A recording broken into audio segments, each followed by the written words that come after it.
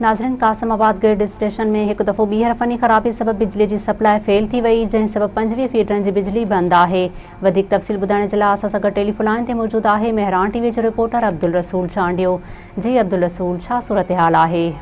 जी हाँ, बिल्कुल। कासिमाबाद गिरद स्टेशन में एक दफ़ो ॿीहर फनी ख़राबी सबब हैदराबाद जे 25 जेके फीडर आहिनि उन जी बिजली मुकमल तौर ते बंदि आहे, जंहिं सबब शहरी जेके आहिनि उहे सख़्तु परेशान आहिनि। मां तव्हांखे ॿुधाईंदो हलां त कासिमाबाद गिरद स्टेशन में हिकु हफ़्ते दौरान 4 मरतबा फनी ख़राबीअ वारा वाक़िया पेश आया आहिनि, जंहिं सबब केतिरनि ई इलाइक़नि जी जेका आहे बिजली बंदि रहे थी। अॼु बि तक़रीबन 3 कलाकनि ताईं 25 जेके फीडर आहिनि, यानी हैदराबाद जी तक़रीबन 50% जेका आबादी आहे उन में लाइट न आहे, जंहिं सबब जेके शहरी आहिनि उहे सख़्तु परेशान आहिनि। इन हवाले सां असांजी हेस्को ऑफिसरनि सां ॻाल्हि ॿोल थी आहे। उन्हनि जो चवणु आहे त फनी ख़राबी दूर करण लाइ जेको मरमती कमु आहे उहो जारी आहे। तक़रीबन 1 कलाक खां पोइ मुख़्तलिफ़ जेके इलाइक़ा आहिनि, जेके मुतासिर इलाइक़ा आहिनि, उन्हनि जी बिजली बहाल थी वेंदी।